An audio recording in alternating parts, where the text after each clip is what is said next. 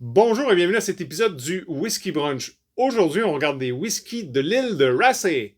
Slàinte!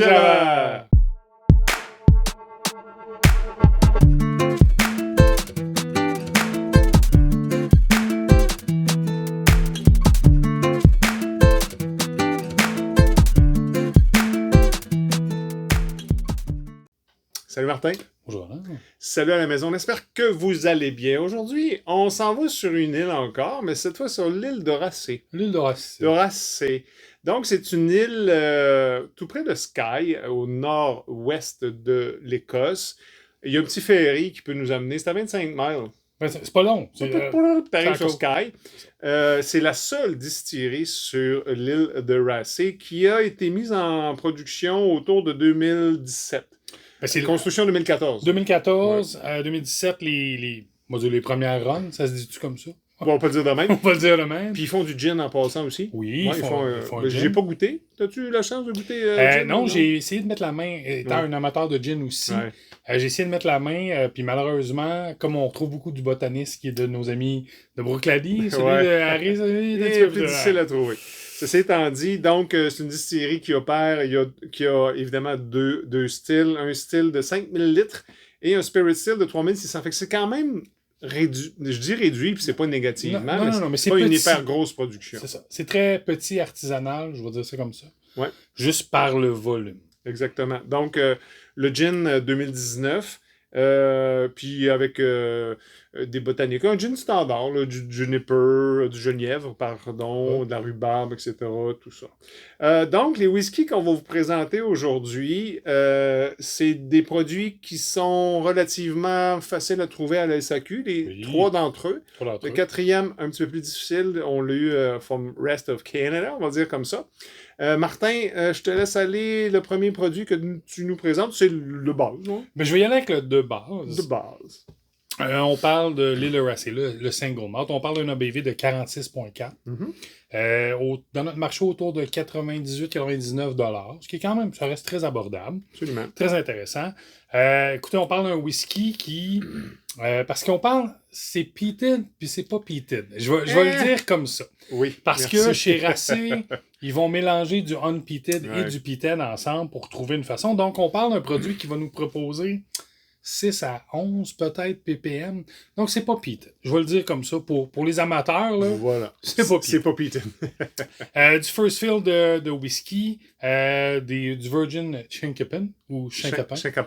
Chinkapin. Donc, puis des fûts de Bordeaux. C'est un peu les mélanges qu'on va trouver dans les barils. Donc, au nez, pour moi, j'ai des prunes, des pommes rouges, des cerises de terre. Je vais y aller comme ça. Okay. C'est un fruit rouge, mais pas nécessairement envahissant non plus ou englobant. On l'a au nez comme ça, mais c'est dur à dire. C'est hearty. Moi, je vais le mettre comme ça. C'est peut-être pour ça que j'ai amené les cerises de terre. C'est hearty, c'est intéressant. Puis il y a un petit côté, je veux pas dire fumé, je vais dire bois sec, boisé, un peu au nez. En bouche, c'est quand même minéraux. Minéral? Avec des os? Avec des os. C'est maritime. Oui. je vais dire ça comme ça. Presque côtier. Presque côtier. C'est ça. La nuance est importante. Ouais. Ça l'est pas nécessairement, mais on retrouve un peu ces aspects-là qu'on avait normalement dans les... Je vais appeler un produit des îles ou côtier, tout simplement. On va retrouver le caramel classique. Je trouve qu'on goûte bien le malt. Il y a un petit côté, là, même poivré. Puis je pense que c'est... Je dis poivré, ça c'est le goût qui me revient à moi. Mais je pense qu'on va aller chercher plus les épices qui viennent du baril, du chêne. Voilà, tout simplement. Donc en fin de bouche, c'est quand même léger. Je vais dire ça comme ça. Les noix salées, on va retrouver encore le caramel. Le charbon de bois. Je vais être honnête avec vous, j'ai mis un sucre parce que je sais pas lequel. Mais on a un petit sucre à la fin. C'est très intéressant. C'est un beau produit. C'est... Je veux pas dire balancé, parce que ça ne l'est pas non plus. C'est intriguant. C'est intriguant, puis moi, je vais aller pas plus loin, mais je vais aller de façon différente. C'est le premier produit qu'on a goûté. Hein? Tu te rappelles? Oui. Et ça nous avait pas impressionné. On n'est pas resté nécessairement on va dire, on va retourner sur Raasay. Jusqu'à temps qu'arrive mon premier produit. Ben oui. Le Cask Strength. Voilà. Bon, évidemment, vous connaissez mon amour. C'est ça que j'allais dire. On peut-tu faire un disclaimer ou un... Ah, c'est un Cask Strength, donc... Donc, le Cask Strength, 61,6% d'ABV, 125 dans notre marché. Moi, je trouve ça vraiment intéressant pour ce punch-là. Et là, on a un whisky. Bon, je dis pas que l'autre était... Non, mais le step-up du Cask Strength ou du brut voilà. l'amène ailleurs, je te le donne. Et là, je pense que tu as plus de fumée. Oui. Tu goûtes plus la fumée, tu as du raisin, tu as un peu de compote de fruits plus mûrs un petit peu. Okay. C'est plus foncé, Mm-hmm. un peu de pain. Il y a, je pense que ton chêne sucré ou épicé, on le trouve encore un petit peu plus là au nez. C'est huileux. Il y a vraiment... Tu disais terreux ou earthy, là. Earthy. Là, on l'a dans le Cask Strength. Ben, je trouve que, puis je pense que c'est une belle façon que tu dis, Ouais. l'ABV Ouais. a fait en sorte qu'on reconnaît le distillat. C'est peut-être le même produit. C'est le même produit, mais c'est juste qu'il est élevé Ouais. puis un bon oomph. Et là, ça lui rend bien justice. Voilà, puis on va en reparler plus tard parce que je pense qu'il y a d'autres produits que Ah ouais, attends. en hauteur Ça n'est que le d'ABV, début. ça l'aide. Au palais, un petit peu de chocolat noir aussi, de girofle. Et la fin, ça c'est chaleureux, évidemment. On Oui. parle de 61,6%. Et là, tu l'as un peu le fumé, un petit peu plus. Je sais pas combien il y a de ppm dedans. Si quelqu'un le sait, s'il vous plaît, laissez-nous le savoir. Mais tu as vraiment le charring, le carbonisé du casque aussi. Là, tu le sens, tu le goûtes beaucoup mieux. Et là, ça, et c'est pour ça que je voulais parler de celui-là, ça m'a pas réconcilié, mais ça m'a fait m'amadouer à l'île de Racing. Ah, je pourrais peut-être aller revisiter. Exactement. Voilà. Et la suite n'est pas décevante. Non, pas du tout. Même que. Puis, pas pour spoiler rien, mais on parle du prochain produit. Ben oui, celui qu'on a dans notre verre. Qui est dans notre verre, qui est le fameux Duncana. Oui. Qui est un ABV de 52%. Pourquoi j'ai hint le tantôt que l'ABV, je pense qu'il lui sert bien. Absolument. On parle d'un 145 et 50 dans notre marché. C'est là que pour moi, c'est un petit peu, mais encore là, ça reste un très beau produit. C'est une première maturation de 3 ans dans des barils de Bourbon qui viennent de chez Woodford Reserve. Mm-hmm. Oui. On parle d'un deuxième, 9 mois dans un quarter cask de Pedro Ximénez, le classique, et de l'Oroso. On parle encore une fois autour d'un 6 ou 11 ppm, donc on reste dans le léger à ce niveau-là.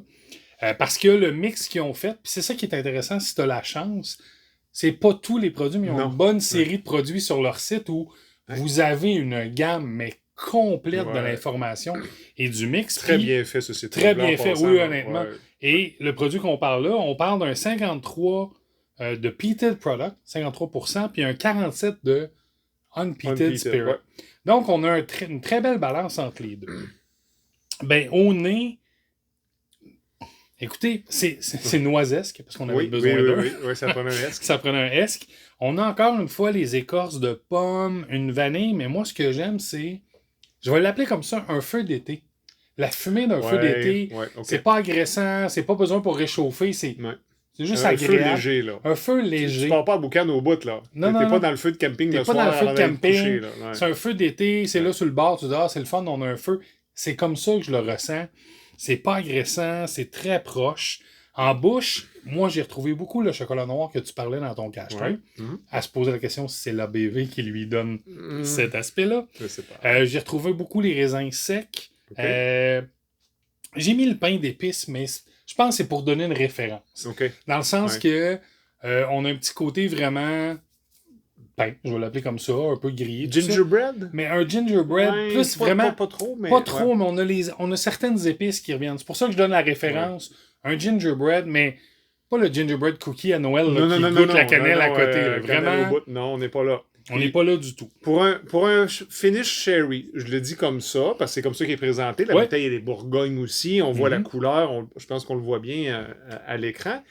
J'avais peur que ce soit trop sherry.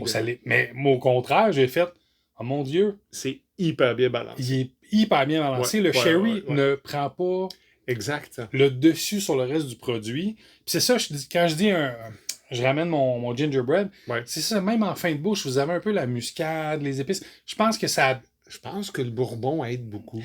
Peut-être. Hein? Parce qu'on retrouve, merci de faire le lien, mais oui, effectivement, je pense que le 3 ans dans les fûts de Bourbon, on est allé chercher les petites épices bourbonesques un petit peu, qui lui donnent son arôme, puis c'est pas désagréable du tout en bouche, là. Une double distillation d'un malt à 51 dans du Bourbon.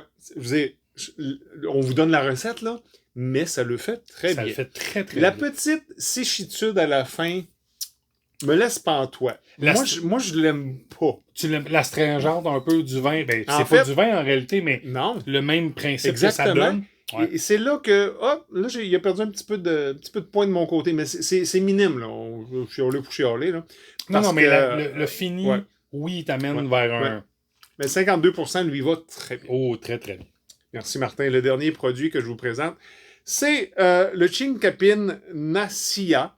C'est une édition limitée, encore juste 61,6% d'ABV, 150 $. Et lui, c'est un 5 ans, ils disent. OK? Oui, qu'on n'avait aucunement d'autres age statements sur les autres produits, effectivement. Donc, comment ça marche, le Nasiya? Et ça, c'est, comme tu dis, c'est très bien expliqué sur leur site web. Ils ont 3 barils de peated whisky, 3 barils d'unpeated whisky. Les barils, c'est des anciens de rye whisky, de Chinkapin, là, de Chinkapin, du chêne de Chinkapin, et de First Fill Bordeaux. Ils les font vieillir, et après ça, ils mélangent là-dedans. Et là, ce qu'ils font, c'est pas fou ce qu'ils font Racé. Ils font une version peated, ils font une version unpeated. Ils font une version rye, ils font une version Bordeaux, de tous ces mix-là, de leurs 6 barils de finition. Puis tu comprends que c'est juste la portion de, je vais dire primaire, dans le sens que, bon, mais dans le Bordeaux, oui, on met plus de notre mix Bordeaux. Oui, c'est ça. Fait qu'ils font juste jouer avec... les mêmes produits dans les barils, voilà. mais ils les sortent différemment. Je trouve ça hyper intelligent. Celui-là, c'est le Peated. 149 $ dans le Rest of Canada, je le dis comme ça. Au nez, là, lui, il est tourbé parce qu'il est peated. Et lui, on le sent. Tu parlais d'un feu d'été, Martin. Moi, je vais te parler d'un début d'un feu humide. Tu sais, ton bois est brûlé. On vient en camping, OK? Puis là, il y a ton bois est un peu trempe. Tu veux partir. L'odeur de la fumée est un peu différente. Oui. Et chocolat noir aussi au nez. Je pense que ce distillat-là a cette particularité-là. Je ne sais pas comment c'est arrivé, mais c'est 3 fois qu'on le dit. Oui, mais encore là, seulement dans les versions en haute teneur d'ABV, je vais le dire comme ça. Ouais. Parce que la version de base, on ne le retrouve pas, le chocolat noir. L'excellent produit. Moi, dans les 4, c'est mon préféré, mis à part le Cask Strength, parce que c'est un Cask Strength, mais comme finish, comme assemblage, là. C'est vraiment, vraiment très bon. Au palais, là, je lis le côtier. Mm-hmm. Là, il y a de la saumure. Là, tu as des épices et tu as du chêne. Et ça vient du rail. Ben, pas du rail, mais du baril. Du baril, oui. Ouais. Tu sais, les épices, là, puis le chêne, tout ça, on l'a vraiment là. C'est vraiment, vraiment très bon. Le finish, c'est épicé, c'est un peu tourbé, c'est vraiment long. C'est un beau produit. Si vous pouvez mettre la main dessus, ceux qui l'ont essayé me l'ont vraiment recommandé. Puis je reviens quand je disais qu'à 145 $, c'est là que le bas blesse un petit peu avec. Ben à 149, je vais aller chercher le Chinkapin. C'est juste ça que je veux dire. Ouais. C'est là où c'est intéressant. Puis l'autre aspect que j'aime de Racé, c'est qu'on cherche à aller faire des whiskies, ils se disent plus classiques. Ouais.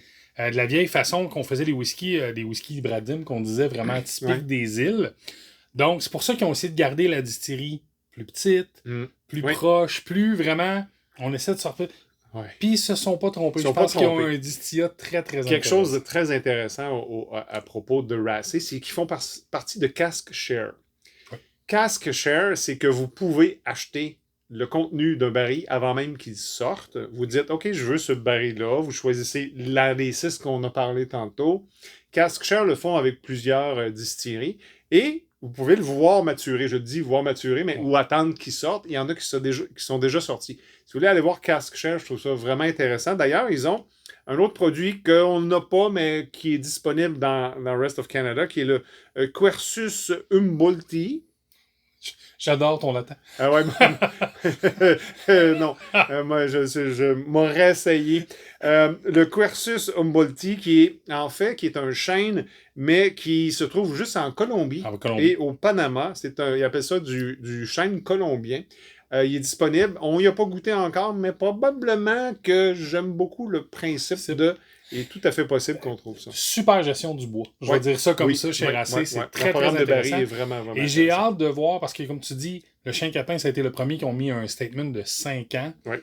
Je serais surpris de voir ce qu'un 10 ou un 12 peut nous offrir chez Racé. Ça va s'en venir. Depuis 2017, si on bien fait ça, on va avoir de beaux whisky dans 2-3 ans. Ça devrait vraiment être intéressant. Merci beaucoup, Martin. On espère que vous avez apprécié à la maison. Laissez-nous un commentaire si vous avez essayé ça. Un pouce en l'air. Dites-nous ce que vous avez préféré. Abonnez-vous si vous ne l'êtes pas déjà. Si vous buvez, faites-le de façon responsable. Ne conduisez pas. Ne conduisez pas. On fera pas ça nous autres à soir. Merci, Martin. Merci, on vous dit... Qu'est-ce qu'on dit? On dit du Hamon. Come on!